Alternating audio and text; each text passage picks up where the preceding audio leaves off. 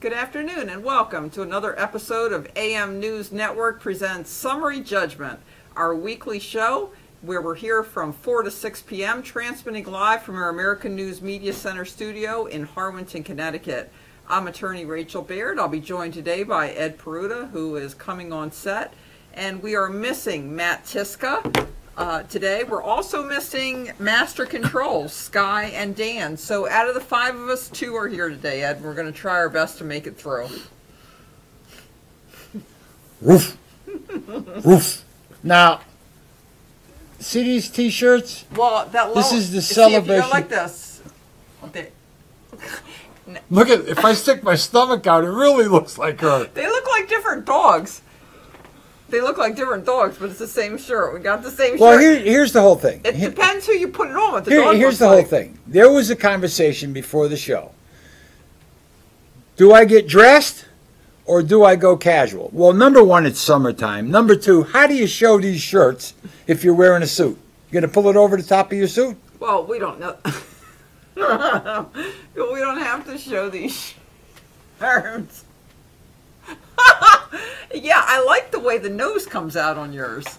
It works really good. Okay.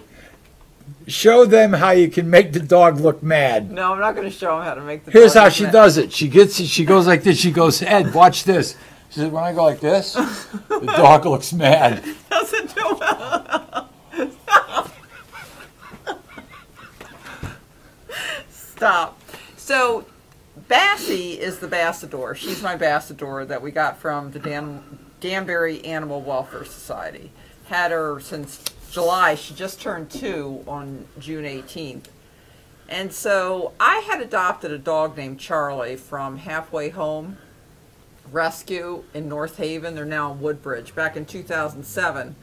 And Charlie was just, well, you know how I felt about Charlie. He was, I love all dogs, but there was something about Charlie that just got to me. And Charlie was, I believe, if not the most favored dog you ever had. Well, I hate to put it favored. Well, I'm telling you, I think that it was definitely a favored dog. So supposedly he was a Bassador, but I'm not sure he had much lab in him. He had some Basset Hound and maybe some Terrier. Maybe. What kind of terrier? Maybe. He had big jaw. He was a strong, he had big healthy jowls. jaw. Yeah. He could lock down. Yeah. It was that kind of a terrier. Yeah. People call them terriers. So he passed away last year, and when I saw another Bassador, I went out and got Bassie, and she's just been the most perfect dog. Okay,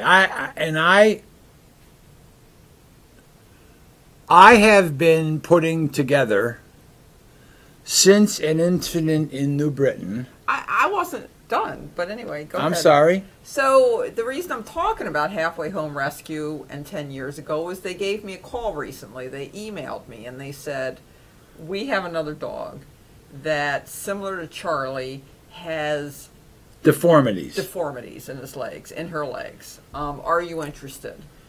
And I saw the dog's picture. She's from Georgia. She was roaming the streets down there. A foster family took her in, but none of the rescues would take her, or if they did take her, they were going to put her down because of her leg deformity, thinking she wasn't adoptable. So Halfway Home Rescue brought her up here, and they thought of me since I had adopted Charlie back in 2007. And I took a look at the pictures, and I was kind of scared. I thought, I don't watch any animal shows where any animal's ever harmed, or I just can't watch it, And so I was scared to go meet this dog because I was scared that just looking at her would make me feel so overwhelmingly sad that it would be difficult, So, but I went today and I looked at her and she's beautiful. She's so cute. She's so adorable. She's so sweet. How old is she? I don't know. But I don't think she's old. She still has sort of a puppyish face. She's probably about 40 pounds. So I'm going to take Bassie and Daisy to meet her tomorrow. I think she'd fit in perfect. She's just so sweet and docile. And I know you have concerns about it. Yeah, you can't take me because they won't give her your dog. I know. So anyway, that's why the dog shirt's on today, and we're going to see tomorrow how it That's works not out. why the dog shirt's on today. I do. did. I put this dog shirt on. You because I bought was the going dog to meet her. shirts. This is a dedicate. This is Bassie Day. Okay, so let's get started with All right. the real business here.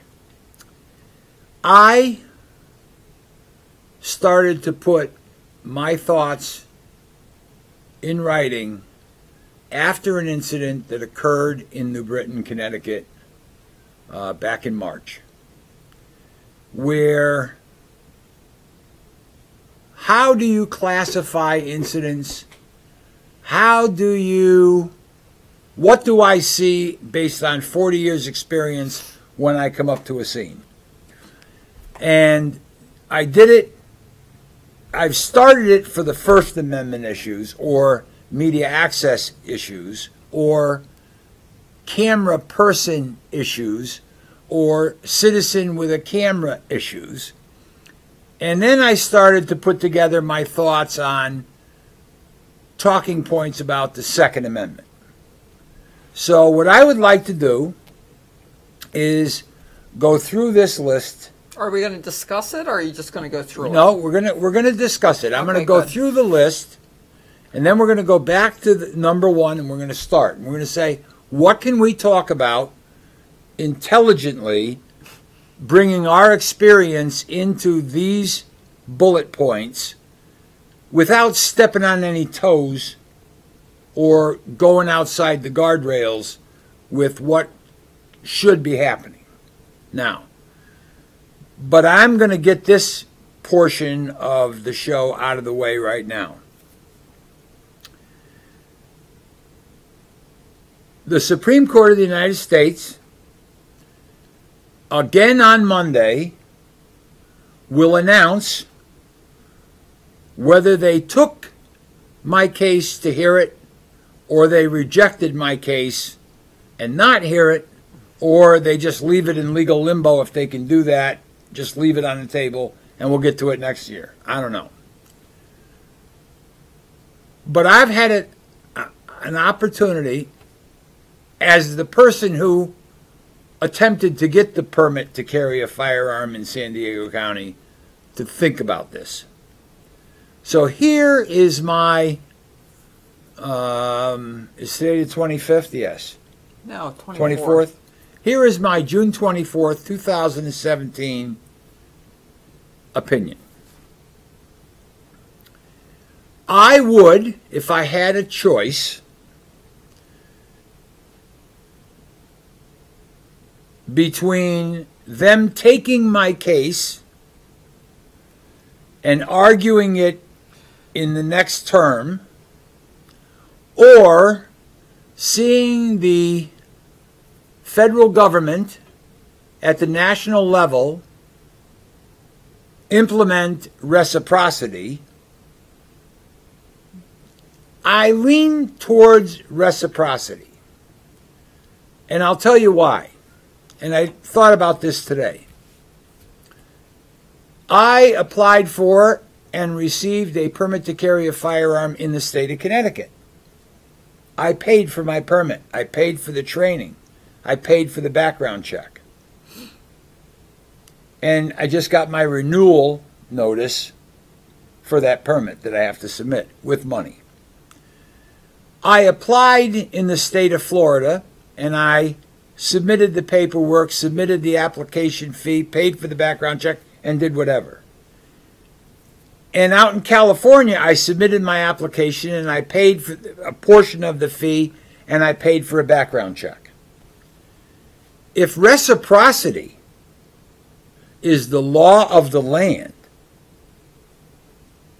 I buy one permit, and it's good in all the other states. Yeah, I don't have to have 20 different permits. But the problem with reciprocity is if it arises from legislative action, then it can always be changed. It can be repealed when another president is elected and Congress is composed of, different majority. That's the problem. You need the United States Supreme Court to declare it's going to be whether the Second Amendment extends outside the home. It's going to be easier for the public to accept the Second Amendment right outside the home and the right to carry outside the home. It's going to be easier for state court judges, federal district court judges, appellate court judges to apply the Second Amendment outside the home if, for example, and I'm going to give you the example, when the guy from Valentine, what's his first name? Matt Valentine, was talking to us on the show, he was under the impression that there were 178,000 permits in the state of Connecticut. In fact, there's 250 something. Well, we don't have master control. Let's do it this way. Hi, this is summary judgment. Oh, okay. I'm playing the role of master control as well as talent today, so I'm going to put you on speakerphone, okay? You've passed the screening process. It's Eric from New York. Hello, Eric from New York. Let me just finish. How are you? Peruta? Eric, I'm fine. Thank you very much. You're a very loyal parishioner. But let's. I just have a quick comment to make. Let me just finish this one because I'm done. Ed's got to finish. After Matt Valentine called into the show and the number 178,000 was thrown out there, I said that's an old number. For the number of pistol permits. Number of permits to carry pistols and revolvers issued in Connecticut. We're not talking about long gun rifle certificates or ammunition certificates or eligibility certificates. How many are there? State police got back to me and told me that there is like 257,000 permits issued to individuals in the state of Connecticut. And I don't know whether it applies to somebody like Eric who has a non-resident permit, but here's what I'm trying to say. If reciprocity is approved, 257,000 people can get into transportation vehicles, drive into San Diego County, California, and be carrying a firearm with all of the people from Florida and all of the people from some other friendly firearm state. And I just think that reciprocity would be so overwhelmingly positive to the Second Amendment issue because there is not blood running in the streets of Connecticut caused by permit holders. Criminals, yes. Permit holders, no. Eric, it's yours. Hi, Eric. Hi. How's the audio, by the way? How's everything going? How are you guys doing? Good. Good. Good. So I think there's going to be a huge problem with fiscal crises in California, Illinois, New York, all these very liberal states whose budgets are just completely out of whack. Connecticut. And I think crime is going to be going up in the next 10 years significantly. I really, really do. It doesn't look like there are good times ahead. Yeah. If you do any research, you Google search pension shortfalls, they don't even know how they're going to make pensions in these states this year. So what do you think? What do you think the connection is, Eric, between the budget shortfalls and crime going up? Well, I believe that there's going to be a call for this reciprocity for protection. I believe when crime goes up, there's more of a call to have protection. Yes, I agree. Now, can I add a couple of things to your statement and then you can keep going? Yes. All right. I was on the way to the studio to do the morning report, and I was approaching an area of Farmington, Connecticut. It's a very affluent community. It's a corridor running from central Connecticut northwest into the hills. And I heard this chatter on the Farmington police radio frequency, and they were pulling case numbers, individual police case numbers, and they said, for that registration this, for that registration this, for that registration this. And I'm sitting there saying, must be a multi-vehicle accident that they've got 3 or 4. Well, what it turned out was there is a major problem in the state of Connecticut where criminals, probably juveniles or early 20s, criminals are going out to apartment units in the middle of the night, and they are ransacking cars as the owners sleep. They're taking change, they're taking cameras, anything you leave in your car, if it's unlocked, they're ripping them off. And then they take them to pawn shops and they sell them. Now, I think that what you're getting at is there are financial issues.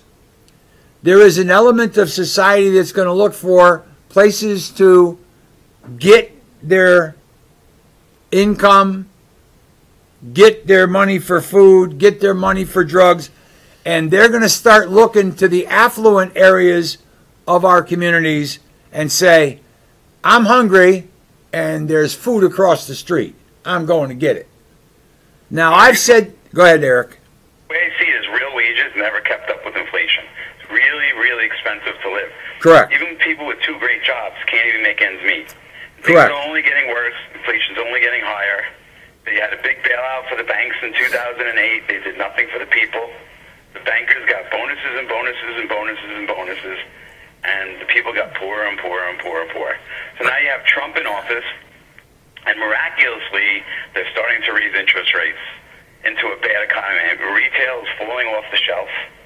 Car Right. dealerships are packed in with cars. Right. They're not selling cars. And now the Federal Reserve tries to raise interest. They're raising interest rate under Trump.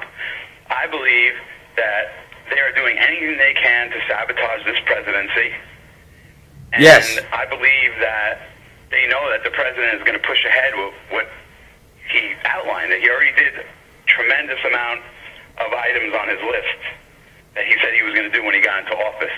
I mean, I don't remember if he said national reciprocity was one of those things, but he did say he was going to appoint Gorsuch, and he did. So I believe he's going to try for this in the next year, the national reciprocity. And I believe that we're headed for fiscal crises in a lot of states, namely Illinois. I mean, California is probably the worst. Their pension system is collapsed. CalPO, I think it's called. CalPERS, So right? I believe that crime is going to go higher, a lot higher, where these fiscal crises are occurring. And there's going to be a further call for the reciprocity, which I think the president will push through. That's just my opinion. Stay on the phone. Don't go away, because I got to interject based on your conversation.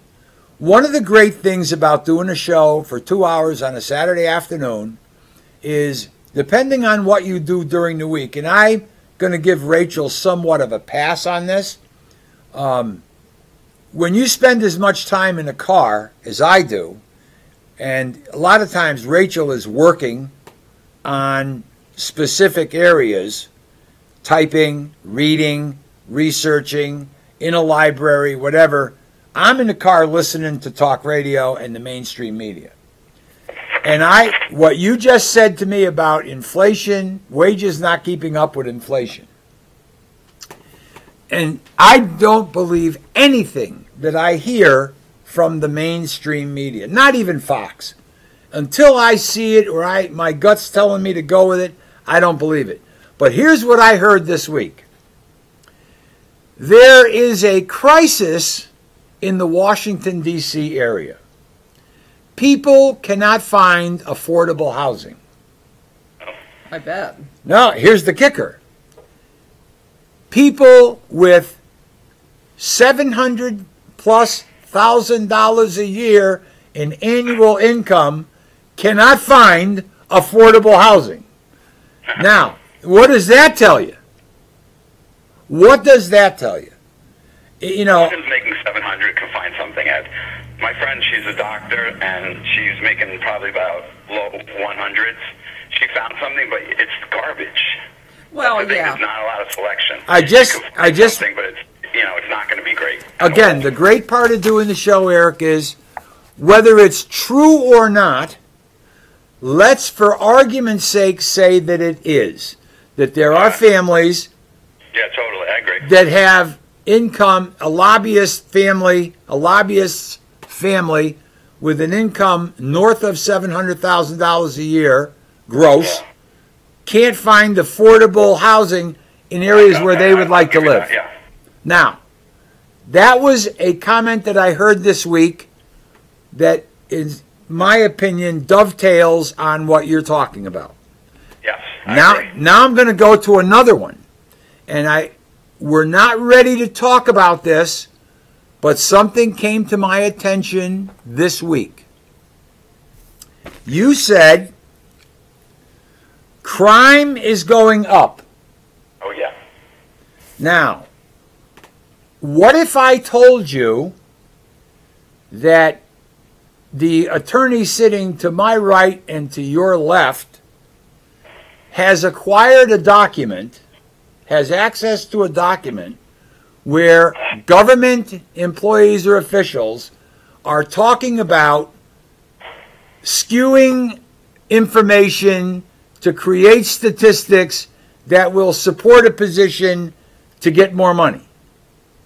That's all I'm going to say. That sounds like normal for every liberal state. So what I'm saying to you is, I know that if a police chief or a mayor tells a police chief that he's coming up for re-election and he wants crime to be low. Right. So the chief goes to his subordinates at the upper level and they pass it down through the supervisory ranks. And here's what happens. You shoot somebody and you murder them and you get charged with manslaughter, not first-degree murder, capital murder. So what you do is you begin to undercharge criminals, which begins to skew the numbers as far as, is crime going up, is crime going down? Or I can tell you, Ed. Or, Ed, it can go in the other direction where they skew it up to get more money for the department. Right. Let me tell you. Title IX, sexual issues on college campuses, they lower the standards, they lower the bar, they throw away all common sense, and they start coming up with numbers that's on the rise. So it is. They're not going to be able to keep the floodwaters out when the dam bursts, because once the economies fall off the shelf, or the state economies, and they're headed that way, you could see what they're doing with the jobs. They're not paying the same. They're not hiring the same. Pension packages aren't the same. Cost of living is through the roof. You could just see where this is all leading. And 8 years of Obama with his Ben Bernanke, head of the Fed Reserve, all they did was kick the can down the road since that '08 problem. All they did was bail out those big banks in 2008. They gave them trillions of dollars. Let him talk. I'll be right back. I got something. Yeah, go ahead, Eric. Ed's going to run and get something. I really think that, and you could just, I'm tracking the fiscal crises in the states. I mean, your states, Connecticut, has a terrible fiscal crisis on its hands. New York has a terrible fiscal crisis on its hands. Yeah. I think California is the worst. And these states are the notorious welfare states where they get $42,000 a year instead of $12,000 a year, like in Florida. Yeah. So they've just overspent and overspent and overspent. And I believe '08 was when everything really hit the fan. And now Obama kicked the can down the road for 8 years with his Federal Reserve guy. And these states are in crisis. Really? I mean, have you heard of the Connecticut crisis? What's going on? Okay, Eric, again, Saturday afternoon, 2 hours, somebody calls in, somebody talks, and you're able to go back to something that you may have picked up on or read or found out that dovetails on what you're saying. I don't know if Rachel had an opportunity because she was busy today visiting a... I saw it. Go ahead. Okay. You're right. It's at the state level and it's at the local level. So our governor right now, we're having a tremendous fiscal crisis in New York. He's shutting down our nuclear reactors to go wind farm. Now, these farms can never be developed in time for when he wants to shut them down. But this idiot is concerned about climate change, and people can't afford to keep their electric bills on where I live. It's just the arrogance in these liberal states, these governors controlling these liberal states. it's kind of treasonous the way I look at it. They're not representing the people at all. They're just doing their agendas to get elected or to move up in office. It's really disgusting. This is a good it's call. happening in Connecticut, New York, California, Illinois. Yeah. Really, really terrible. Wouldn't it be great to have him live close enough to be on with us, or figure out the? Now let me dovetail into something. In the mainstream media here in Connecticut, certain communities, in Connecticut, your vehicle gets taxed. Your car has a value; it gets taxed like property. And some of the communities are delaying sending out their tax bills for the car because they don't know how much to tax the car because they don't know, because the legislature hasn't set a budget yet. So the local people are sitting there going, am I going to pay more? Because I'm not going to pay less car tax. Now, the one that I was looking at this morning was this. I saw it, yep. And I'm just going to read a portion of it. Retirees sue Torrington. Now that's the next town over from us in the Northwest Hills. It's one of those bigger metropolitan areas or city areas. They're not really cities like New York, but it's yellow on a map. Suit by former officers, firefighters stalls new health plan. 39 retired police officers and firefighters are suing the city of Torrington because of changes to their health insurance plan. Now, I'm just going to, and then I'm going to go back to you, Eric. Yeah, changes. What happens is this. Premiums went up. That's what that means. The current employees and their union negotiates with the employer, the government agency, and when they do something for the active, a lot of times it applies to the retired. And the retired are no longer active and able to influence the union because they're on the outside, not on the inside. In other words, also the unions, no one's negotiating with the unions. These municipalities have no money. There's no negotiations anymore. So the older guys are used to negotiating. 20, 30 years ago, they were getting what they wanted. There's nothing. There's no money in these budgets. Connecticut's broke. Listen, they've been broke. Broke. New York has broke. Been broke. Crushed. Really bad. Crushed. If you just Google search states and broke or no money. I mean, the Google searches are hundreds of them. You could start reading about how fiscally in deep doo-doo these states are in. It's unbelievable. It's unbelievable. The county I live in has been taken over by the state. They can't even make their own finance decisions before they go through a board. They're so broke. And I just believe it's one big shenanigan. Yet the bond ratings for these towns and these states are still AAA. Okay? But I really think that it's coming to an end soon because these prices are getting... They're at a head right now. They're at a popping point. I believe they were at a popping point towards the end of Obama's presidency. But, I mean, if it went down then there's no way a Democrat would have been elected. But there's a lot of people who are calling for big fiscal crises before the end of this summer. I want to hear from Rachel. Here's something you have to learn about Rachel. Rachel really doesn't like to give opinions, and it comes from being an attorney. She doesn't like to give opinions, or she doesn't like to talk about topics that she may not have researched, because she doesn't want to have somebody come back at her and say, you didn't get that right, you just said this. Well, this is an emotional, social, non-employment type, I'm a registered voter, and I'm participating in my government type of situation. I really want to hear what comes out of her head, because I truly believe, you say crushed, the economy, whatever. I say demolished, pulverized. We've been talking in the morning reports and on summary judgment about Connecticut's capital city and whether or not they should go bankrupt. It's the only way to solve and rebuild. Exactly. It is the only way. And we're talking crime going up double digits for sure. well, There's too many people, Ed. There's a lot of people now. I think the population more than doubled since you were born. you can't piss off retired police officers and retired firefighters because No. a lot of those people are what might be referred to as the oath keepers, like Matt Tyszkka. Yeah.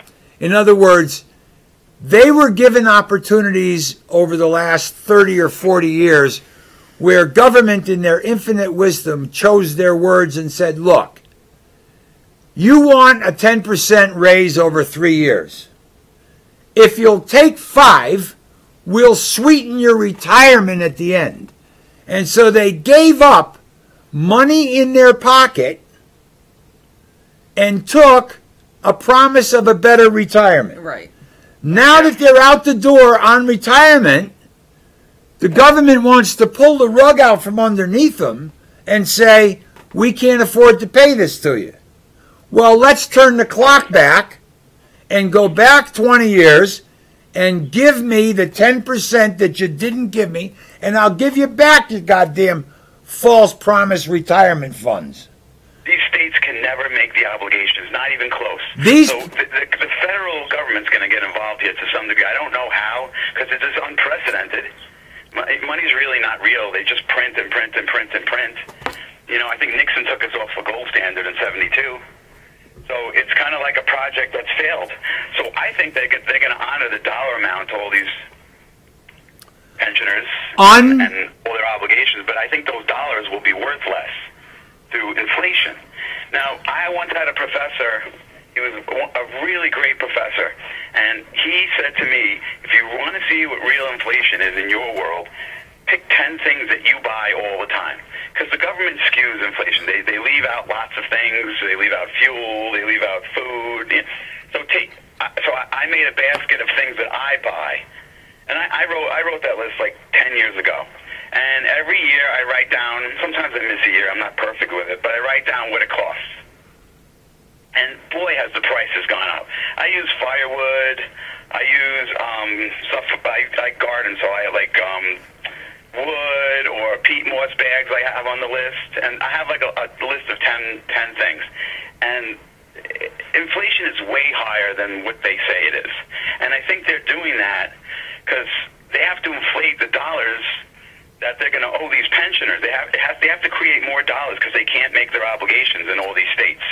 And I think that this crisis, I don't know if I'm explaining it too well, but it's coming to a head this summer or after when Trump's budget, I don't know how they're going to pass this budget.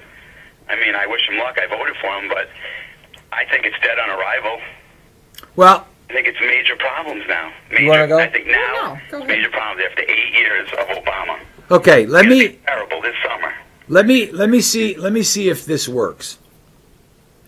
I agree with you that your professor says pick 10 things today and track those 10 things for 10 years. And then compare your numbers against what comes out of the government's mouth. Right. I'm on Social Security. I'm 68 years old. And occasionally I get what's called the cost of living increase, COLA. Right. And COLA is based on a mathematical formula that they said whenever we're going to take these 3 market statistics, average them together, and if that goes up, that's going to get you a cost of living increase. Right. They were doing that for years. And all of a sudden the government said, you know, that's really not a good judge of the economy. Let's change the formula and change the units that we use to come up with that formula, and they put in a new way of doing it. And in that particular year, you didn't get a COLA. But then all of a sudden, wait a minute. But then all of a sudden, 2x4s on that list because we were doing a lot of building at that time. And 2x4s 2x4s are $2.36. Now they're about $4 for one 2x4.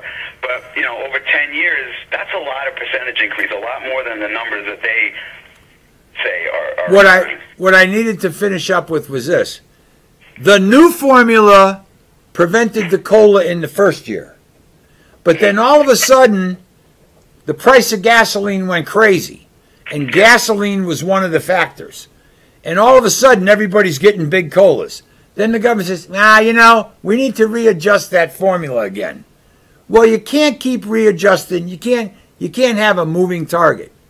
So all I want to say is this: I have really enjoyed this call, regardless of whether it's Eric Shaw from Long Island or not.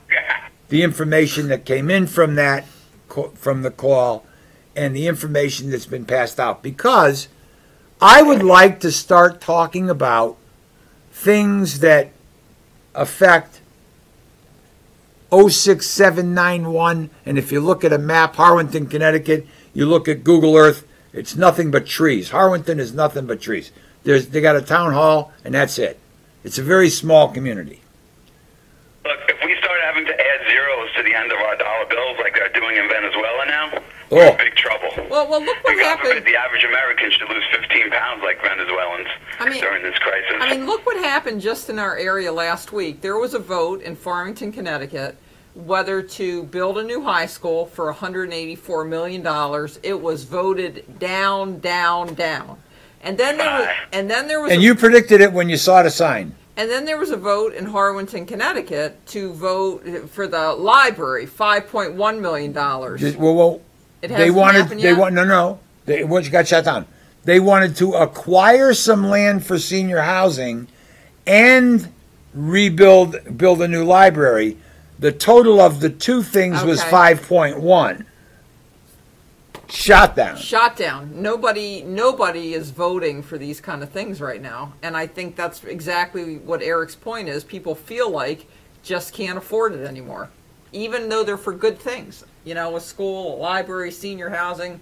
Who can argue with that? If we all accept that we're going to be having these major fiscal crises that are occurring in all these states, right?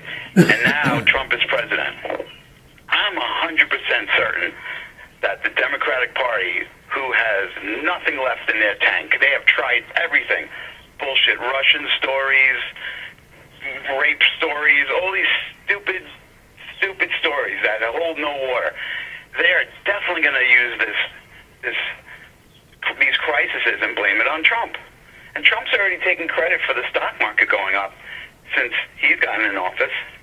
So they're definitely going to use it. They're going to acknowledge it. They're going to use it. Most of the crises are happening in these liberal states. Eric? So, yes? Again, the 2 hours, the information topic that comes in, and then reaching into a recent piece of information that I became aware of. I am a History Channel, American Heroes Channel, Discovery Channel type of person. And I watched the documentary, and I may get the country wrong. In 1952 or 1954, the United States government got involved in Guatemala. There was a communist president. We wanted him gone. We did a Bay of Pigs style, send people in, it was going to shit. And then President Eisenhower gave them 2 planes. They made 2 planes seem like 100 planes, and they did psychological operations, and the president that they wanted gone is gone, and we put in the guy we want. This country has been involved in regime change and affecting elections all over the world since God was a corporal. So I don't want to hear about this Russian shit. Well, I want to ask Eric. Eric, what exactly are they saying that Russia did to meddle? To meddle, like gold and silver? No, to meddle in the election. MEDDLE. That was a good one. I think it was about computer operatives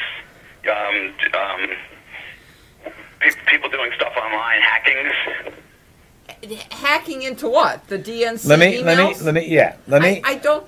Is that all? Is there anything else? I mean, did Well, Russia? I would say that hacking would be the number one charge, but you can't prove who hacked what. There's no trail. These are the hackers. They know how to disguise their IPs and where they're coming from. So even if they found out that the transmission came from Russia, that doesn't prove it was on the. There's no way to prove it on the Russian government. Otherwise, the Democrats would have something. But let's say whatever they're saying is true. Worst case scenario, what did Russia do? They hacked into emails and made them public? Well, they hacked into voting things and public utilities and things like that. Things to influence the election. That's what they were claiming. Well, wait. So they're saying they hacked into voting machines to change the votes? No. I don't think so, but maybe offices that control the machines and companies. There's been allegations about everything. The former head of the Department of Homeland Security testified under oath this past week. Okay. And he stated when asked that they had absolutely no evidence or reason to believe that one vote was changed or altered in favor of one candidate or the other. In other words, that wasn't what was happening. What was happening, and you got to it. Did somebody say it was happening, and that's why he had to say there was no evidence it was happening? Is that one of their allegations? Well, The allegations aren't even clear. I know, that's what I mean. I don't get it. I want to know what they're saying Russia did, because listen to me. If all Russia did was make public emails that, thank God they were made public so we know what was going on. No, that's not what they're saying.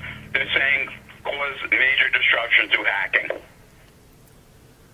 Destruction. Disruption or destruction? Disruption. To disrupt something. Disrupt. So disrupted the Hillary Clinton's campaign? Things like that, yeah. Tons of accusations, tons Well, of allegations. I have to tell you.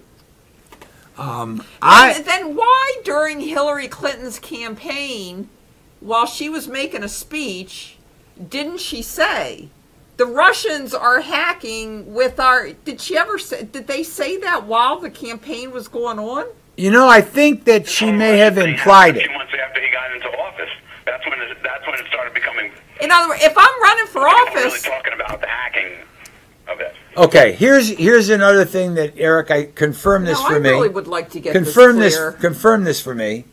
It's not real. I mean, that's why you can't understand it. It's all fictitious, Rachel. The former head of Homeland Security, when asked, testified under oath at either House or Senate committee that they knew that the Russians were using the internet or computers to gather information or involve themselves in our election process.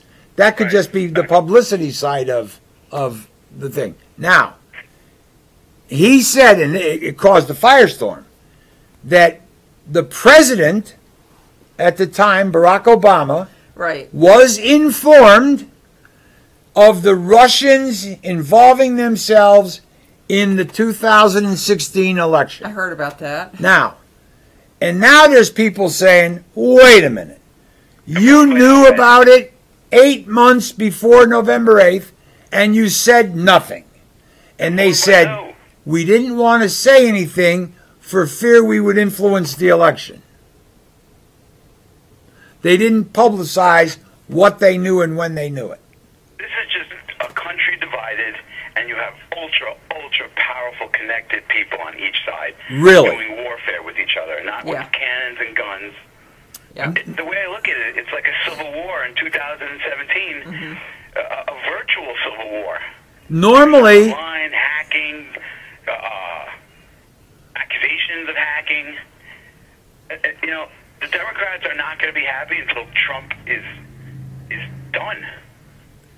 you're they're going to try anything. That's why I'm trying to look at the future and see what happens.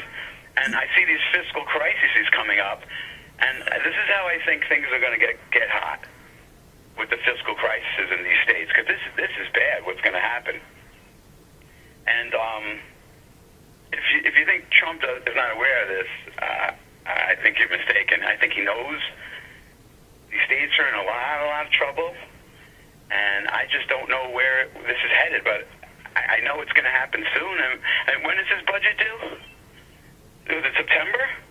Huh. I don't know. When is Trump's budget due? Okay, hold on a minute. I just got to figure this out. I think that the federal government, the budget starts October 1st. Okay. I could be wrong. I think you're right. But I know that there's certain budgetary items or certain laws go into effect October 1st. Some go in effect in July 1st. Some go January 1st. But budgets, like the state budget here in Connecticut, is July 1st to June 30th. Right. That's the state budget. And we don't have one for July 1st. There's nothing there. But I believe that you are, I know you well enough. There will be no budget passing. I know you well enough. This is going to be the straw that breaks the camel's back. Well, from 8 years of Obama's shitty policies.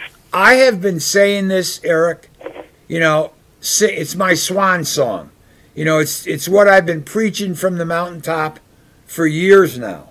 This is all going to come crashing down. Oh yeah. And when it comes crashing down, people are not going to know what to do.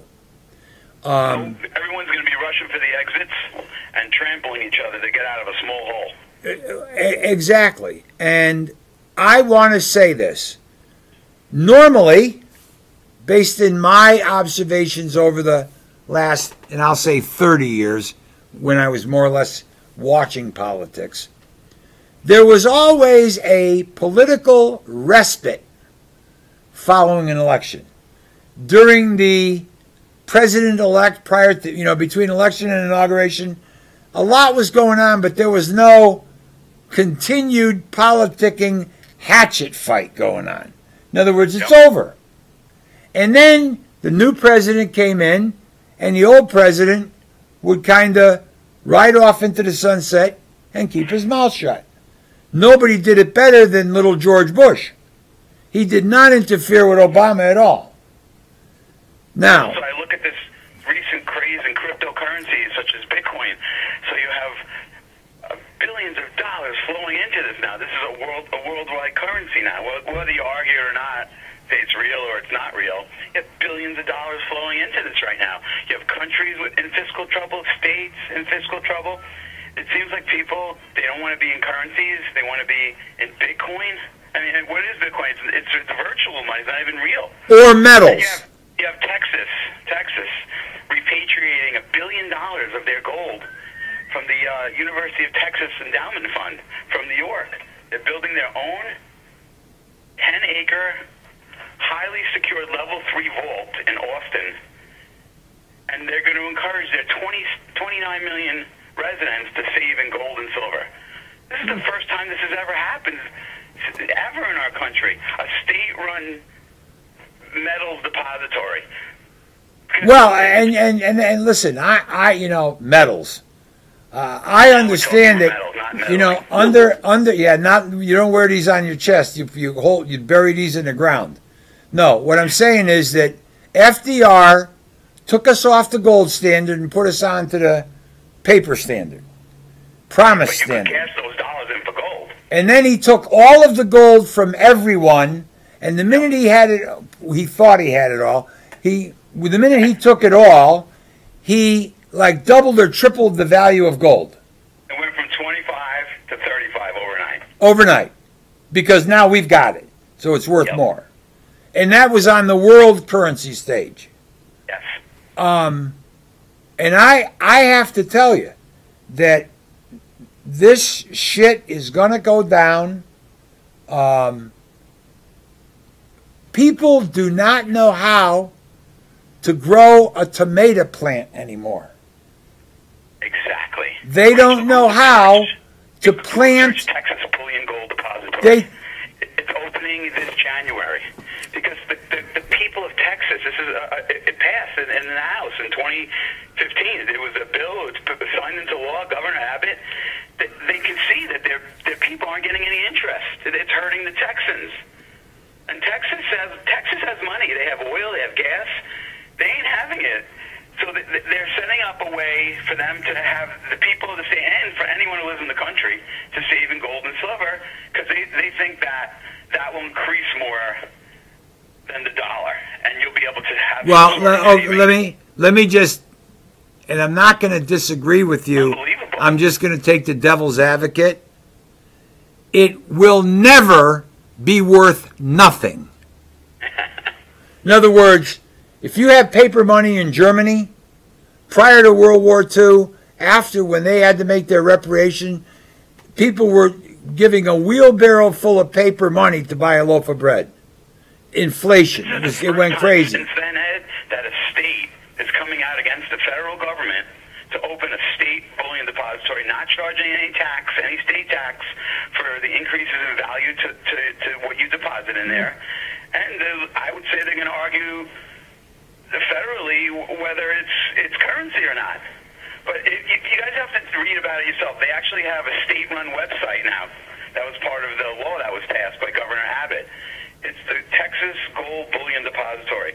To me, that is the writing on the walls that there is something fiscally coming soon, that a state opens up its own depository and repatriates its endowment for the university from New York. They're requesting trucks be driven with gold from the New York Vault at HSBC in Manhattan directly to Austin, Texas. They want it back. Now. They want it back now. And let me tell you, you will, Eric, you will know when the trucks are rolling or the trains are rolling. There will be more security than you can imagine. I just a little tidbit. Wethersfield, Connecticut is the town just south of Hartford, the state capital. In Wethersfield, Connecticut, it used to be the Wethersfield State Prison. The state prison for Connecticut was 3 miles from where I grew up. And I remember when they built the new prison up in Somers, Enfield, northern Connecticut, and they had to move the prisoners from Wethersfield to the new prison. They had National Guard jeeps and trucks and soldiers with rifles and machine guns and everything during that Imagine what they're going to do with gold. Oh, yeah, even more. Imagine what they're going to do with gold.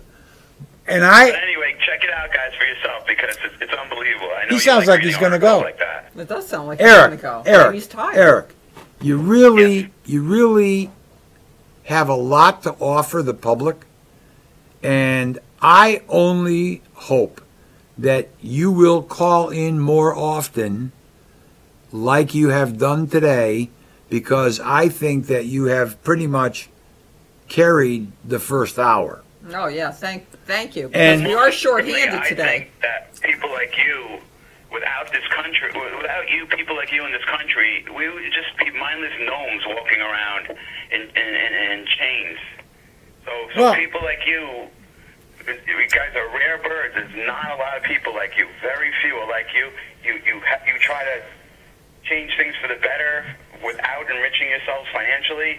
So you guys are the real superstars, and I thank you for that. Go with this thought. First of all, say hello to Rebecca for me if she's not there. She's there. She's please. There. She's there. She's actually in the city with her friends. Go with this thought, okay? I am not a hunter, but I learned how to hunt and trap as a child. Right. I am not a farmer, but I grew up around people who had, after World War II, during World War II, they had what was called victory gardens, where they encouraged the population to go out and say, plant your potatoes, plant your carrots, plant your beets, grow your peppers, grow your corn, plant yourself a garden. Our society does not know how to do that today. Me and Rebecca, we have zucchinis, we have some herbs, we have some cucumbers, some tomatoes, and you know what? I mean, it's a lot of extra work, probably like 10, 20 hours a year. But you know what? It's rewarding when you get baskets and baskets of fruit or produce from it. So it's very rewarding. And you know what? You're not paying any money for it. You're not paying any tax. Well, you wouldn't pay tax anyway. But yeah, everyone should grow gardens. They should call them freedom gardens. Yeah. Free from. And let me leave you with one more thing. I know that there are now, because they're talking about health care. And I really don't want that to be the topic today because I think the dust's got to settle around it. Mm-hmm. I pulled a lever for President Donald Trump.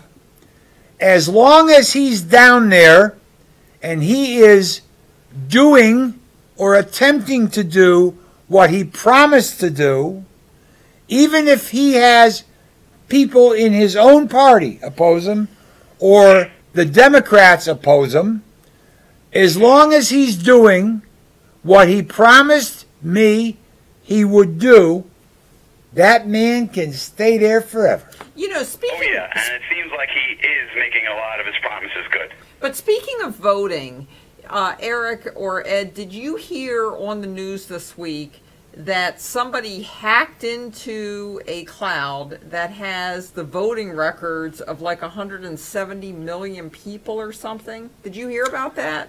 I think I did, but I didn't pay attention to it. I know. I did not pay enough attention to that, but yeah, we'll follow up on that. Yeah. Eric, Yeah. it has been great. Now hold on a minute. Say goodbye to my dog, buddy. Well, he's 40 seconds behind. Sit down. Goodbye, everyone. I hope you guys have a great weekend. Goodbye. And you guys are the true freedom fighters, and thank you for that. Okay. Goodbye, Eric. Thank you so much. Call Bye, back. guys. Thank you, guys. Bye. You know, getting back to a subject that you and Eric first broached on, the way you can skew crime statistics.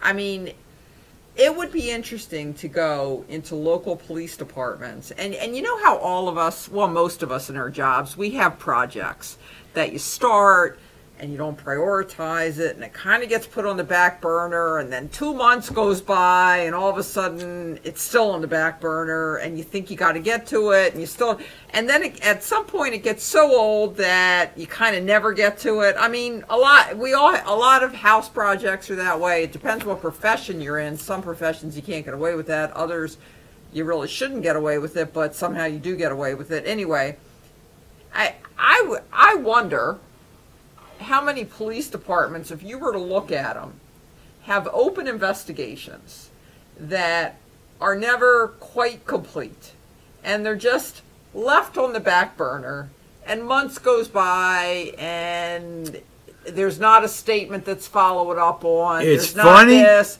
there's not done. And I bet, even if you were to look at some local police departments, there would be some that have a slew of open cases that are unsolved, that aren't closed, but somehow they don't become part of crime statistics because they remain open. Oh, this is Paul. Summary judgment. How you doing, Paul? Hi. Hi. You have a great show going on. I'm really enjoying it. Well, you know, that Eric was a great call-in. No doubt Turn the about it. volume down in background. I enjoyed it. I've been growing my own garden and making my own wines for over 50 years. You know, my father's 85, but I've helped him do it. You know, is it a lot of trouble to make your own wine? No. It's even easier now because it comes, instead of grapes now, you get juice. Oh. Does it like take away? A 5-gallon container of juice, and you just put it in and let it ferment. Does it take away any of the quality using the juice instead of the grapes? I would think the grapes are a little better. Oh, Yeah, well, you need Paul. Yeah. Paul. You got to have the toe jam. Stop it. You got to have the toe jam. Stop. That's gross. I just got girls come over and stomp the grapes for me. Well, I was going to say, who can forget the I Love Lucy episode where her and I Ethel? love that one. Yeah, that was a good one. So what else you got for us? What else is going on in your part of the world? I did the Portuguese church. We had a big festa, like 4,000 people on a Saturday, and Wow. a little less on Sunday. And some guy came up behind me the week before, and he lit my hair on fire. And he said it was an accident. He was lighting a cigar. So I had the cop arrest him. He gave him a $100 ticket, and he's in jail now. Wow. Do you think it was really an accident? No, he said it was an accident. Oh, okay, yeah. That seems like And a... it was bothering me all day. I was trying to ignore him, but, Well, that's good the police came and did something, huh? What town were you in? Yeah. I didn't want to do nothing. I told him just get rid of him, but I want to keep doing what I'm doing. I don't want that to ruin the party. What town were you in? I was in Hartford, Okay. So, King Street at the Portuguese church. yep. So they came, the Hartford police came and did something. That's good. Well, I'm they glad to had hear one it. guy there already, so they grabbed him and took him out of there.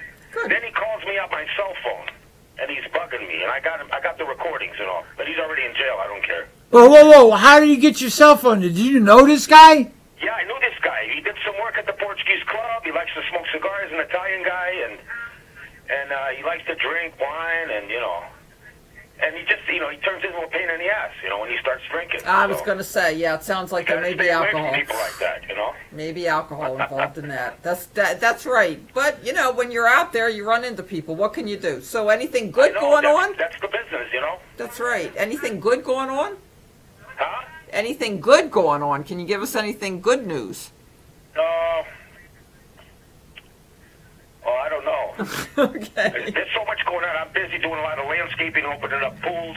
Oh, good. The weather was kind of crappy for a while, raining. So now that the weather's great, everybody's calling me at once. My neighbor, I'm splitting in wood. He cut down 2 trees, and I spent 2 whole days splitting all the wood. Now I got a pilot for him on the pallets, and then I'm doing a pool with a lot of bushes. They're like square shaped, and there's a fence in between them. And I did 9 hours over there cutting that, and now I got to shape them square. Then I got to remove all that and put it out on the curb so Rocky Hill can pick it up. Well, just for anybody who's watching who does not know who's on the phone, Paul Reese joined me for a show on April 1st. It's easy to remember that date, April 1st. That was when I had my cancer. Yeah. That's when I showed up, the big fool for April Fool's Day. Oh no! Listen, Paul. I got to. We had a good 2-hour show. Give me my minute of here. Yes, sir. Paul, you have reposted that one show at least 1,000 times. Well, no, but thank Right. you. It's gotten the most views of any show because he keeps reposting I it. know. Now I'm going to tell him something else. Paul, do you have a computer? Yes. Do you remember when I was on Rocky Hill Community Television? Yes. I was looking at Rocky Hill Community TV's website to see what kind of programming they have. I don't see them doing anything anymore. No. Let's come back and do something now. Well, I'm done with public access as far as You're better off where you are. using their facilities, but I want to take a DVD of our programs and put it on Rocky Hill Community Television because people in Rocky Hill do know who I am. Exactly. So, Weathersfield, Rocky Hill, they still know you. oh no, yeah, they do, but Ralph, how about Ralph? no, I don't. No, Ralph can do whatever Ralph wants to do. I know. I haven't seen this show in a while either. But listen, we're gonna call back later, but we're gonna go through a list here and get something started because we got an hour left. And we're gonna let Eric know he needs to come back because Paul enjoyed his call-in. Oh, yeah, I got to come back. We got to talk. You can text me or call me, Okay, excellent. Well, I know that you're a loyal viewer. And what we know you're busy during the warm weather, so maybe when the weather gets a little cooler, okay? He's out looking for my weather girl. I'm busy year-round because I just go with the flow, Yeah. You haven't found my weather girl yet? I don't know. It's kind of hard. She's right next to you, Oh, there he goes again. Okay, goodbye, Paul. Keep watching. All right. Bye. Good show, guys. Thanks. Bye. God bless you. Have a nice weekend. You too. Stay Bye. safe. Okay. How do you beat that hour? I don't know. We had 2 of our most loyal callers call in. It was great. Okay. I'm thinking. All right. At the beginning of the show, I said that I had put down some bullet points. And what I started was doing an outline, then going in and putting a narrative to each individual area of the outline. So I'm going to go through a list, and I'm hoping I don't get lost in this. This involves the First Amendment. This involves public safety and public safety events. What types of news events take place where the media would pay attention? Criminal issues. And I go criminal major. And then I say under that an active criminal scene, which I'll call hot. An active criminal scene, which I'll call tactical. An active criminal scene, which I'll call cold. Those are, in my opinion, the three types of major criminal scenes. Hot, tactical, and cold. What's tactical? Tactical is a man barricaded in a and they're running tactics on the outside. It's not just go give first aid and investigate. And cold is when it's all... Cold is when all of the victims are gone. There's no more threats against public safety, and it's still taped off, but they shrink the tape. Mm-hmm. Now they let people get in and whatever. Okay. Locations of incidents. We have locations that take place on public property. We have incidents that take place on private property. Public property, private property. Now, public property. You can think of as many things as I can, but let's start with the most common public property.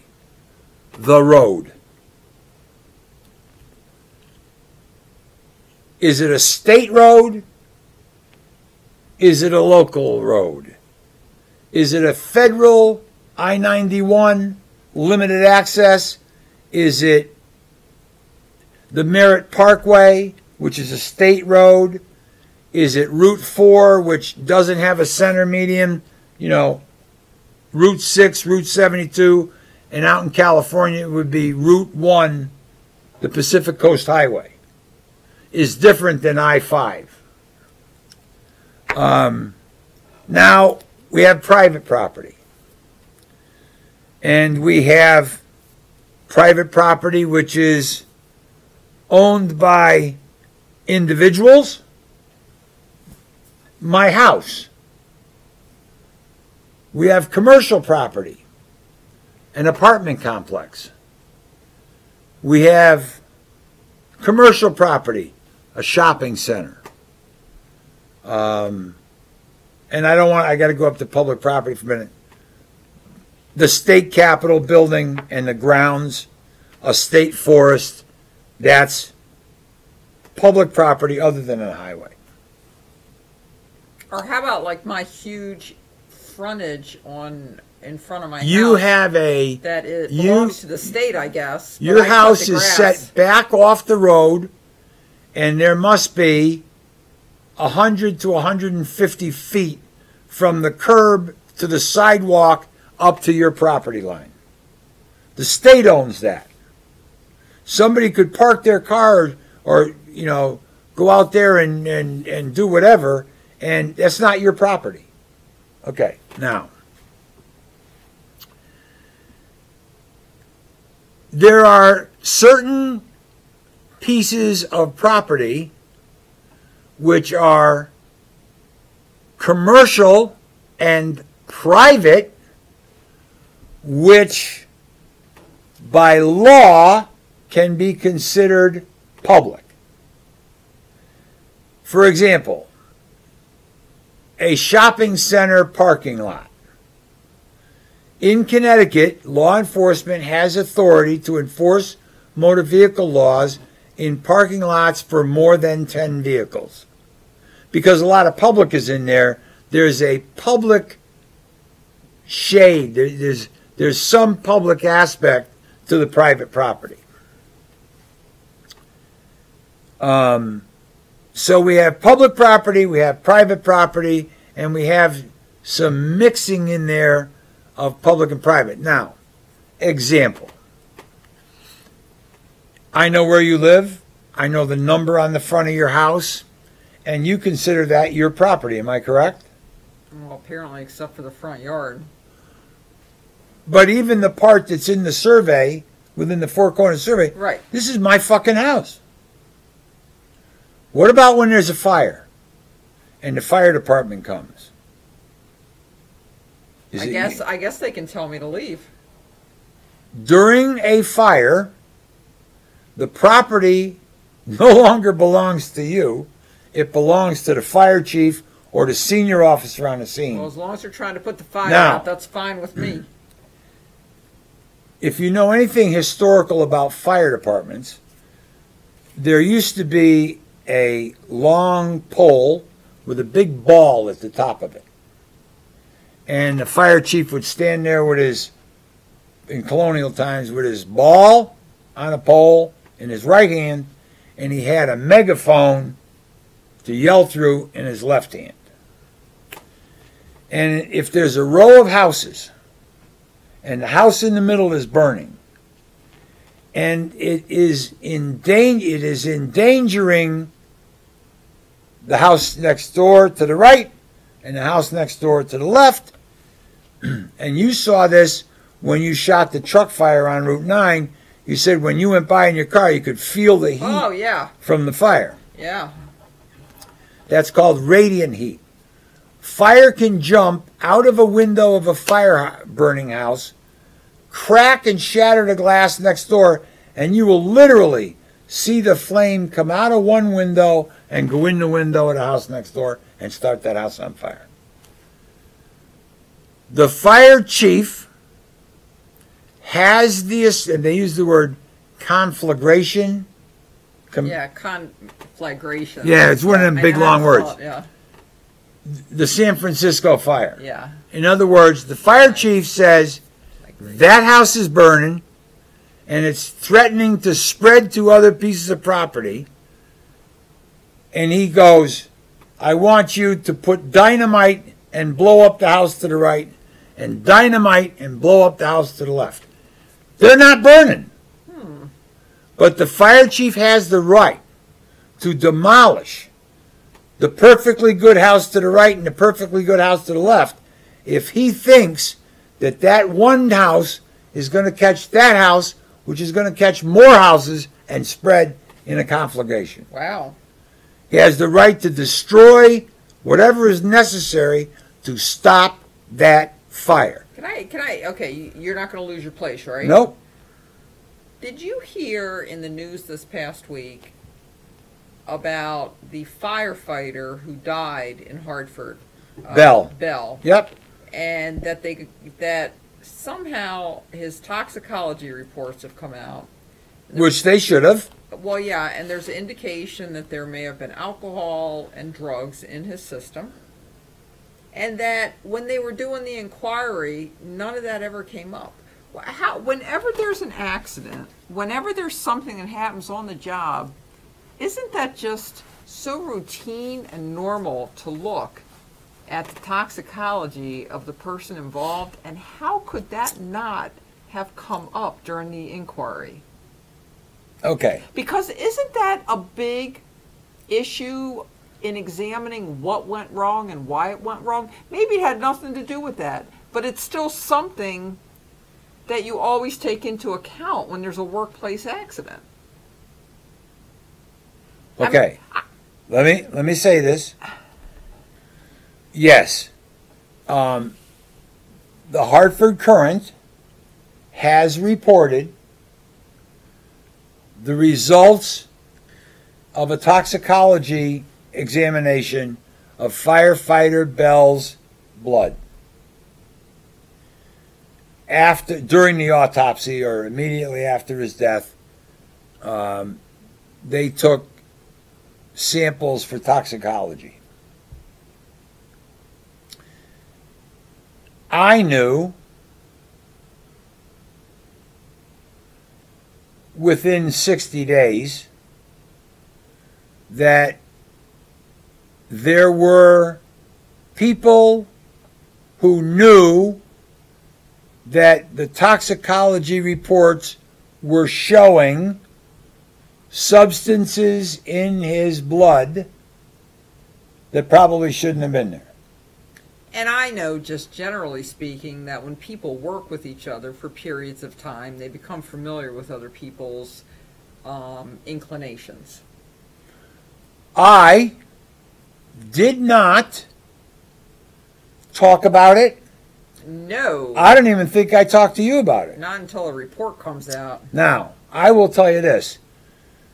The published reports are now that firefighter Bell had alcohol and marijuana in his system. I thought there was one more too, but I had heard shortly after his death that there was a third substance being talked about.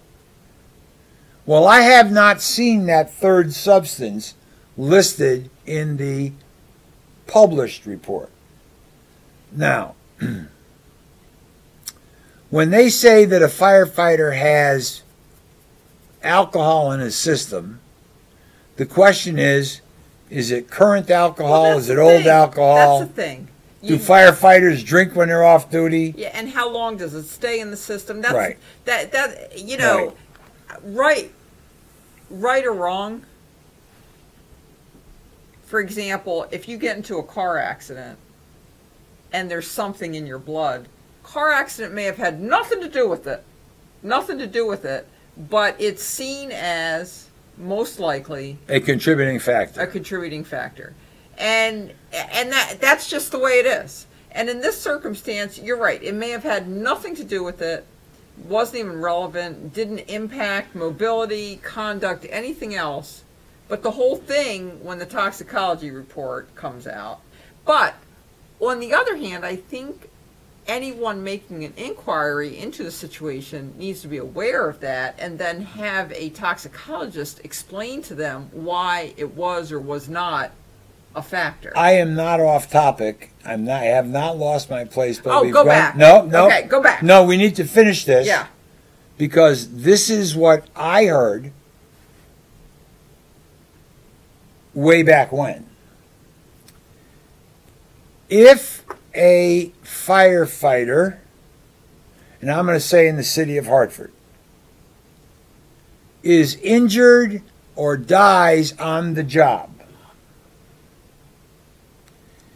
if a toxicology test reveals substances in the system, they may be prohibited from collecting certain benefits because of the chemicals or the toxicology report. In other words, let's assume that there's pension for a widow, life insurance, or something, died in the line of duty. If you had certain substances in your system, let's say a lot of it or whatever, they can actually cut off the benefit and not pay the benefit. And that was the discussion shortly after the fire, shortly after firefighter Bell passed, and that was the conversation that I was involved in, where there were people talking in my presence about whether it was fair, not fair, what if not, you got to watch out, because if you do this, then whatever. But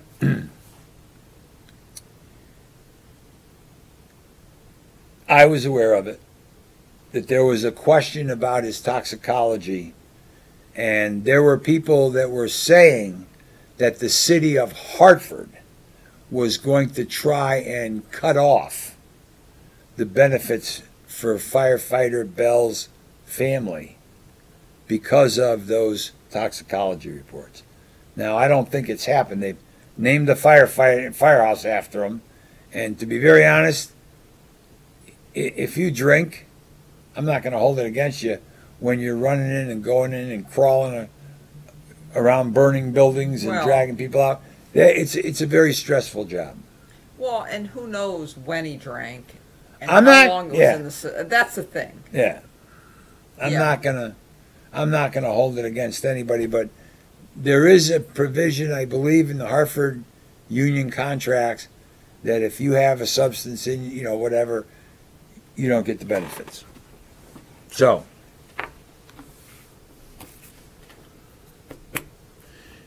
this isn't going to be the right time to do this. Why? Keep working your way through Okay. it. All right. So we went down. Keep trudging forward, Ed. Okay. Even So when we don't feel like it, let's keep we doing talked it. about locations of That's right. incidents. Let's keep up. Public property, private property. And I had talked about state road, local road, limited access highway, and really you can put in there a private road. I was thinking about that. Private road. They fascinate me. Right. Now, and this is where, and this is anywhere in the country. These bullet points would apply to almost anywhere in the country. In Connecticut, we have a provision in the statutes, I think it's 7-313 E, F, G, whatever. Gives the fire chief or the fireman in charge the authority to close an area. But the question is, where is the perimeter going to be established? How much area can public safety grab and justify when there's a fire or a fatal accident? Now, in the town of Harwinton, where Route 4 and Route 118 go east and west through the community, there was a fatal accident. A Corvette had flipped over, I guess convertible. A person had been ejected from the car and was laying dead in the middle of the road. You were there. We tried to access the scene. Now, fire have fire police, or fire will use police officers, because the role of a police officer at a fire is crowd control and traffic control. They are not firefighters. Crowd control, traffic control. So in a small town like Harwinton, they have fire police. Civilians that put a vest and a helmet, flashlight, they got a badge, and they close the road and they detour traffic. And this is key because they prevented me from going through an intersection and down the road towards the accident. But the accident was like 1.5 miles down the road. So let's refine the role of fire police or police when they're controlling traffic. And the reason they control it there is because that's basically like before you get on a toll road. It's like last exit here. They control it where it's the last opportunity to take another road. Otherwise, you keep going, you're going to be stuck in a backup. Right. Let's add a word to the equation. Through. When the fire police or the police set up at an intersection, they are there to prohibit through traffic. Traffic that wants to drive through the intersection and arrive on the other side of the scene. They detour the traffic around so that the cars don't, because here's what you'll see. There's a fatal accident on a limited access highway. All of the cars are jammed up. You see nothing but taillights. And you literally have to wait until, shut your car off. You got to wait till they clear the scene before you go. You could be waiting there for 4 hours. Oh, yeah. Can't have But that. what they'll do is they'll put a police officer down on the highway and tell everybody, go down the exit ramp, find a different way, highway's closed. It's to through traffic. One more thing. When all of the cars jam up, they're doing 3-point turns to turn around and get out. You don't want traffic jammed up, blocking emergency apparatus from getting down to the scene. And a piece of emergency apparatus, specialized equipment, could show up 15 or 30 minutes after, and they've still got to get down there, and the fire police say, yeah, go down. We need an additional ambulance, a firefighter got her. Yeah, go down. Well, the media has a legitimate interest in traveling to the scene, but not through or beyond the scene. Right. And usually ABC, NBC, CBS, Fox, CW, CNN, the rest of them, when they come, they know that they can't pull right up to the scene and take the place where a fire truck would go, or an ambulance would go, or a helicopter is going to land. You know, but don't make me walk 1.5 miles. Let me drive down 1.25 miles. I'll walk the last 1/4 mile. But I have a right to go down on public property. You do not have the right to close that whole area. public property Yeah. except if it is a crime scene or accident scene where there is an evidence or debris field. Got it. 2 cars smash at 100 miles an hour each.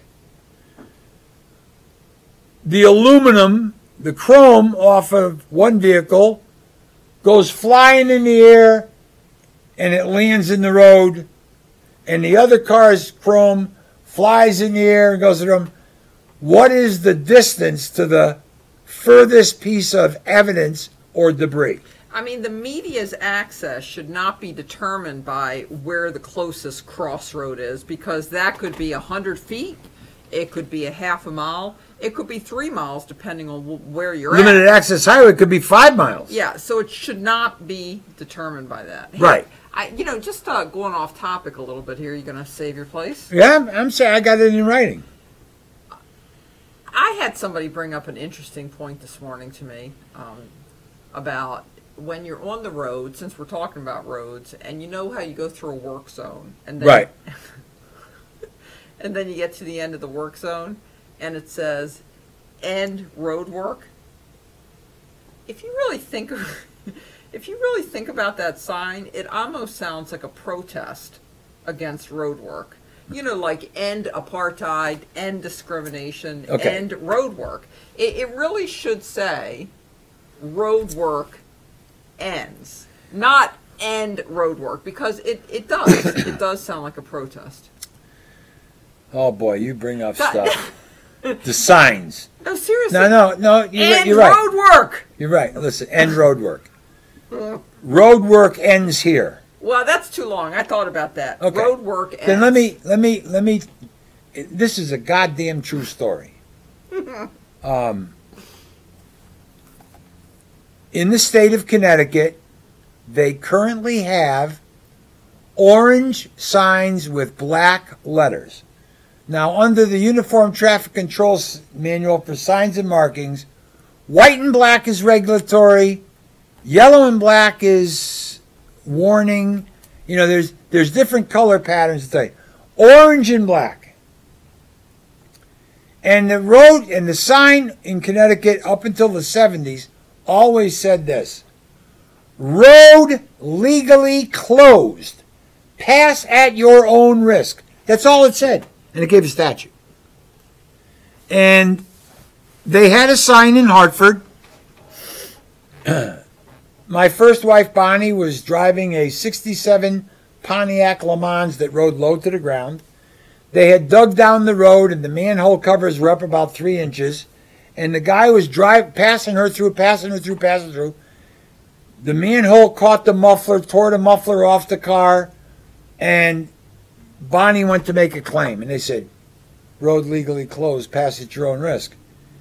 Well, I had taken photographs approaching, there were no signs. They put up signs not knowing that I had taken photographs. Oh. To try and tell us the sign said road, and so I went like this. Oh. This was my battle cry. That sign ain't worth the goddamn shit it's printed on. Because they were putting those signs up on the interstate on I-91 North between exit 24 and 25. They put up a sign, and the sign takes effect from where it's stuck in the ground. Road legally closed, pass at your own risk. Put it in park. I ain't fucking going any further. I don't want to take the risk. Can I back up on the interstate? No. Can I go the wrong way on the interstate to get back to where I came on? No. So what do? Everybody just stops. They need to put it right before an exit. Now, Right they've changed the wording. They changed the wording of the sign that says not pass at your own risk, limited liability. There's some shit that they put up there. But my argument and my battle cry back in the 70s was this: how the hell can you put a sign up on an interstate highway that says that the road is legally closed? Pass at your own risk. It didn't even say construction zone, road legally closed. No, road legally closed, pass at your own risk with a statute. I went and read the statute. I don't want to take the risk. So I told everybody, I'm just going to park in the middle lane of I-91, going to put my car in park, then I'm going to run to get outside the guardrail for when somebody hits the car. You know, but I refuse to take the risk. Okay, keep going. Okay. So, I think that law enforcement must, and when the fire policeman is there, and I say to the fire policeman, okay, wait. Please. Now, when you say fire policeman, is this somebody sworn? No. No, yes. Yeah, hold on a minute.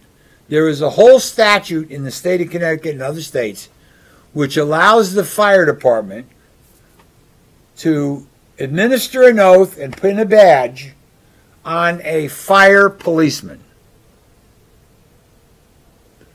And can they put the badge on anybody and they become a fire policeman, or are you fire policeman first and they pin the badge on you? Isn't that what the badge makes you? There are training requirements. Are you a fireman and then they put the badge on? No, you're not a fireman. Are you a policeman? You're not a policeman. So then they just put the badge on anybody and you become that.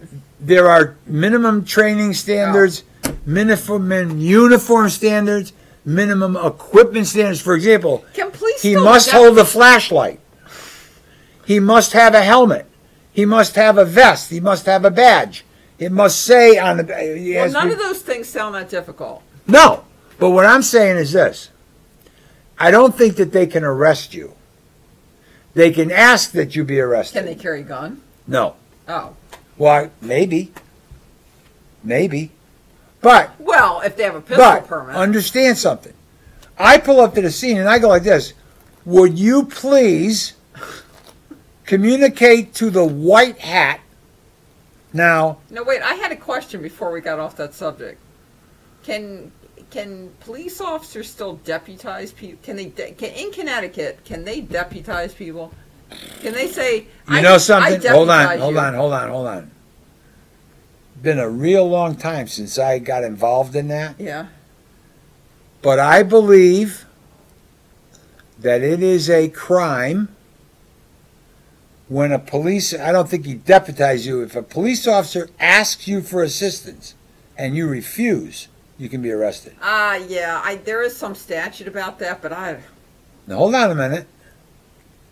And a police officer has the right to commandeer your vehicle.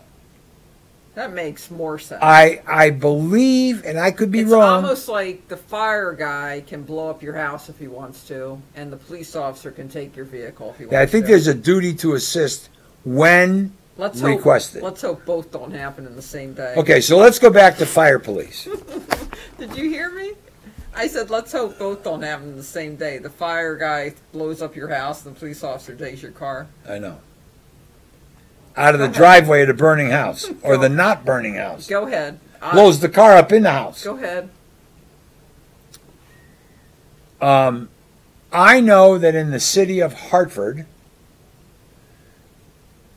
police officers in patrol uniforms close the road. They park their car across the road.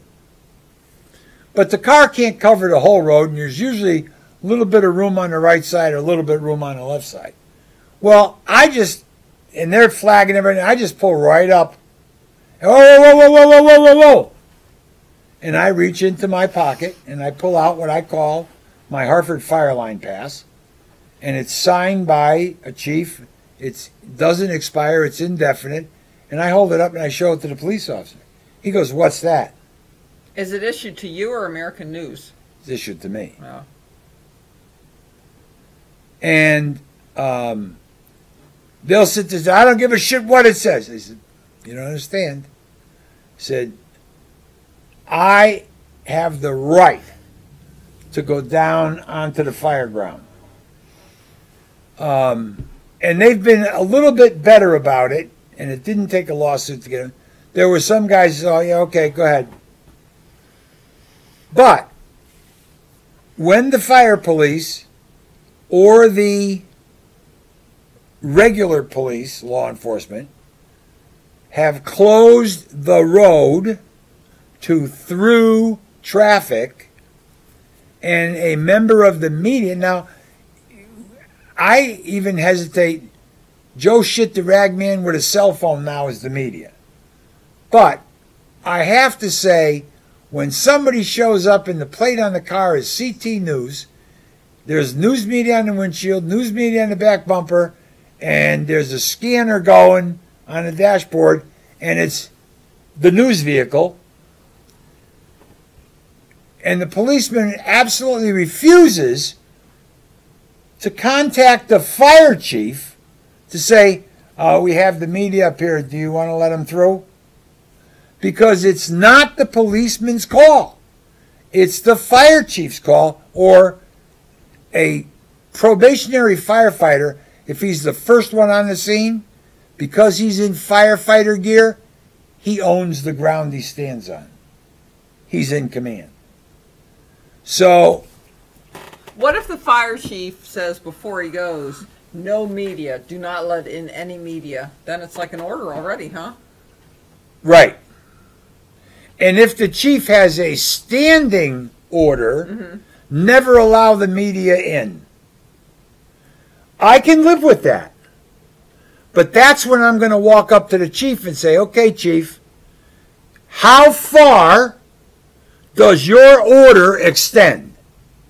Now, when this happened to JC and I and Kimberly Dvark in San Diego, I went like this: "You cannot close Route 8 at the Arizona line because there's a fatal accident in Pacific Beach." At some point in time, the chief's authority to close the area is gone. And the further he gets away from the incident, and once he goes beyond the furthest piece of debris or evidence, it doesn't exist anymore. Now, let's take this situation. On Route 82 in Haddam, Connecticut, back in the 80s, a factory fire, a small business commercial building was burning. In that burning was chlorine. Chlorine is a poisonous gas. The wind was blowing out of the north. And it was, this place was going. And the wind was pushing a chlorine toxic cloud south. They were actually thinking of evacuating houses all the way down to Long Island Sound because of this toxic cloud. The fire chief's authority extends to the farthest toxic chemical. So if the fire chief is in Haddam, he's got a fire and the smoke is blowing south and it's going on to Long Island Sound, he owns the beach, the sandy beach, where the chemicals are going over to evacuate the area, to order an evacuation of the area. Now, the question comes in all the time in California during wildfires. Can you order a person to leave? Can you force a person to leave? Could they force Matthew Russo to leave 38 Kelsey Street if he didn't want to go? Well, that's a different situation, but I get what you mean. Can you order a person to leave their home? There was a guy at Mount St. Helens on, there was the name of a lake, Eagle Lake. Yeah, I want to say his name was Harry Truman. And he had a cottage on the lake. Yeah. And they went up to him and they said, Mr. Truman, you need to get out of here. I ain't leaving. Well, but you said they own your house if there's a fire. They do. Like if my house was on fire and I'm sitting in my living room and the firemen come up and I say I'm not leaving, I have a feeling they're going to force me out. Well, let's go back to, I believe it was Eagle Lake, Harry Truman, who is now under like 300 feet of Mount St. Helens debris. Mm-hmm. It had not happened. It wasn't sure to happen. It was a possibility that it could happen, but it's not, this building's catching those buildings on fire, we got to build. Okay. I believe that even out in California, in wildfires, certain people cannot be compelled to leave their property. Now,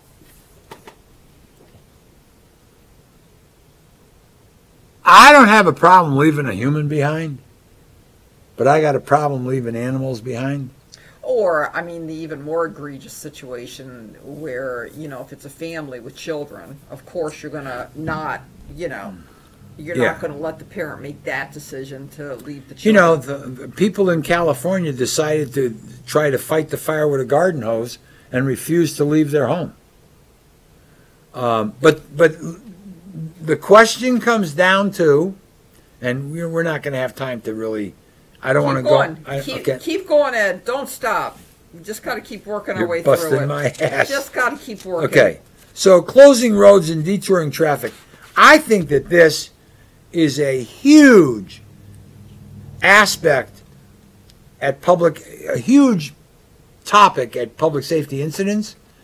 And if you can explain and come to an understanding with law enforcement over this one issue, they will see the bigger picture. I would like to know, to hear from members of law enforcement who have experienced problems with media at the scene of, for instance, a fire. Is there some sort of background or motivation for this conduct towards the media? Are there stories? I mean, when they begin the job, does someone say, yeah, I remember back in, 58, we were doing a fire and the media got through there and, he just made it worse. The fire got worse. I'm going to tell you, the goddamn guy came down in his car and he was running over all the fire hoses.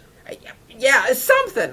He was just riding over the fire hose. It's against the law to drive over a fire hose. What is the basis? Jesus Christ! He was around taking pictures. He's looking through the goddamn lens of the camera, and he's kicking the victim's glasses, and a shoe that came off. He's walking through the fucking evidence field, kicking the evidence all over the place, altering the scene. Oh no, it's there. It's there. Those things have happened? These things. There was an allegation, untrue, that J.C. Playford was kicking evidence around. No. But that is their atomic bomb to try and say, da-da-da. Just leave me alone. I don't have to get anywhere near your evidence. Just leave me alone. Let me do my job, and I'll get out of here. But there are cases where cameramen, especially inexperienced camera people, have inadvertently, and I'm sure not intentionally, walked into an evidence field. I'll give you an example of something. Let me give you an example. And I'm thinking about how maybe a lot of it arises from we just want to do our work in peace and not have people whatever. I got to tell you, I was up in court in Massachusetts last week, and the courtroom was packed. It was a criminal courtroom. I was up there for a civil hearing, and the judge called the case. I thought we'd have to wait till the end of the day till they got through the docket. No, he calls the case, and we put it on with testimony. You got all these people back there waiting, knowing they just need their case called for a quick continuance or whatever. And I'm working through the testimony. And I can actually hear the buzz of disgruntlement behind me. There are people talking. There are people grumbling. There are people complaining. Talk about distracting. I mean, I'm trying to ask questions and mark evidence and do all this, and I feel like I have the angry mob right behind me, and the marshals up there really weren't paying any attention to that. So I know how distracting it can be when you're trying to do your job in public. Let me give you a factual situation. But you just got to do it, right? You know that I smoke cigarettes. Mm-hmm. And I light my cigarette with a lighter. And it has a red burning ash on the end of the cigarette. I-95, northbound, down in the Bridgeport area, a gasoline tanker truck had ruptured. It had an accident and ruptured. And it was raining out. And the water was coming down the bridge. And I saw another guy going to light a cigarette and walk up to the scene. I said, whoa, buddy, there's fucking gasoline floating on that water that's going right under our feet. In other words, if you take your spotlight and you go down, you can see the sheen of the gas on top of the rainwater. It's coming right on. No, you don't smoke cigarettes around tanker trucks that have ruptured. No. You don't do that. Okay? You go down to New York City and do it. But there are situations which justify concerns on the part of public safety, but those are the exception, not the rule. I maintain that this one incident about the territorial aggressiveness of public safety is best shown when they close a road. Buddy, all you're doing is establishing a detour for through traffic. I'm not through traffic. I don't want to get to the other side of the incident. I'd like to get as close as I can, and I'll walk the rest of the way. Now, you know that I went to the incident on Route 63 in Litchfield, and there was a firefighter. He wouldn't let me down. And he said, well, it's over. It's crest of that hill down there on the other side of the pickup truck with the flashers on. Was that 254 or 63? 63. Okay. And I got a heart condition, man. I'm going to walk 3/4 of a mile. I may get down there, but am I going to get back without having a heart attack? Don't know. But he was closing the road. Yeah, but okay. So my response to that is, is I don't know if they're obligated to provide accommodations for media with disabilities. Okay, so. You know, for example, if it was Hilly or somebody and the media guy was in a wheelchair, would they have to make sure there were ramps? You know, that's going a little far. I've had 3 incidents in Harwinton here. Or if the media's hard of hearing, do the personnel at the scene have to talk louder so that they're heard? No, they're only obligated to natural sound. But no, let me tell you. This is the 3rd incident that I've had here in Harwinton. Now, the first time they had an incident wasn't 254, 222, 220, near the flower shop there. What's that? 222. 222 comes up the intersection. Car had flipped over, laying in the middle of the parking lot in front of the flower shop. Guy's been dead since 3:30 in the morning. Cops didn't find him until like 7 when the sun came up. But that's okay. They closed Route 4. When you say the sun came up, the sun in the sky? The sun in the sky, not the sun of biological. Okay. So they said, you can't go down there. I pulled my car onto the side of the road. Yeah, you walked along. I got out of the car, and I started to walk. And he goes, I told you can't go down there. And I said, stay, whoa. If I'm outside the guardrails or I'm not walking in the roadway, or they'll say, if you don't move, I'll charge you with reckless use of the highway by a pedestrian. Excuse me, highway has to be open for you to charge me. Highway's closed. Right now it's not a highway. It's just a public piece of property. Because the highway is closed. Mm-hmm. But again, this is a very critical area of, and it's probably the initial contact between public safety and the media usually takes place at the blocked intersection. That's when, oh no, I gotta keep going.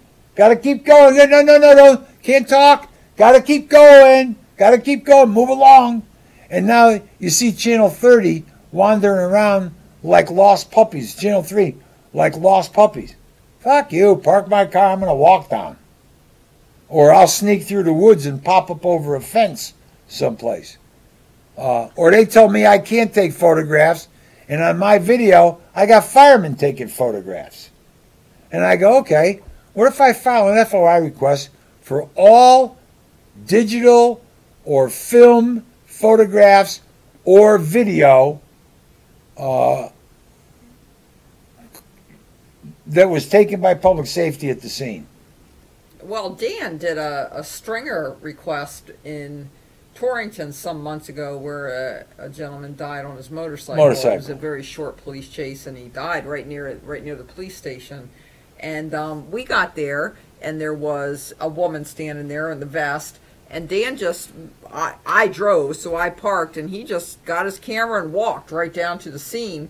And then when he was coming back, I think it was Channel 3 that arrived, and Channel 3 went over there, and they didn't walk into the scene. I think the lady told them, and he set his camera up right next to her, and Dan walked out, and I forget, she had some words with him. She said, I should have never let you. If I knew you were the media, I would have never let you down there. Dan told me about it. So if he's just some guy walking around, it's okay to go down, but if he's the media, it's not okay? See, that's odd. Okay. There's a lot of training. There's a lot of room for training. So you made it through page 1, huh? Made it through page 1. Barely. And you know something? I'm going to end at 7 minutes early because I get to do things now with the video when I put it, Okay. Well, if you don't want to keep trooping along there on your. Please, I'm at the end of page 1. What does page 2 look like? Jesus. Did you get that little part in the overlap? I did. Okay. Well, good enough then. We'll end a little bit early. Okay. We can go to the next one. Okay. The safety of media personnel should not be used to prohibit access. In other words, I understand that there's a fire. I understand that there's a tanker truck that could blow up. Mm-hmm. And I understand that there's members of public safety in turnout gear, safety gear, around in what's called the hot zone. But if the truck blows up, they're gone. You know, the World Trade Center. There were firemen and policemen up in the building. Right. Was it possible for a camera to go up there with them? Of course. Possibly. Do you get to say, well, for your safety, you got to stay out of here?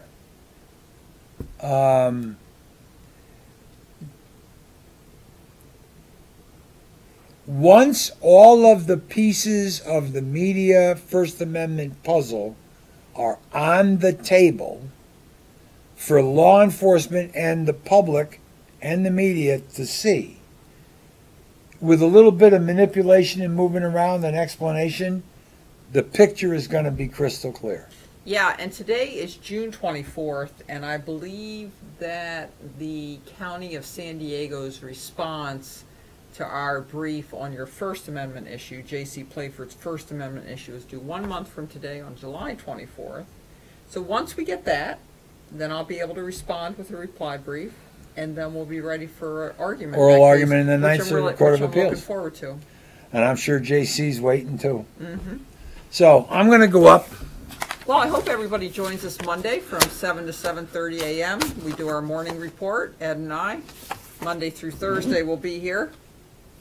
Hold on a minute. Hold on a minute. And we thank you for Hold on a minute. we thank you for joining us today. That does look like Bassy, but it's a little gray around the snout. It actually, yeah, it does look like Bassy. It's an older dog. So we'll be dressed in our professional clothes on Monday. Right. So just keep talking until I get in here and do what I got to do.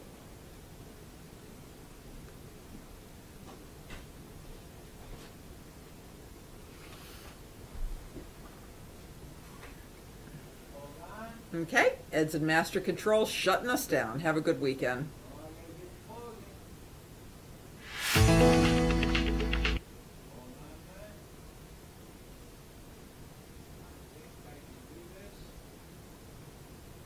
Good job, Ed.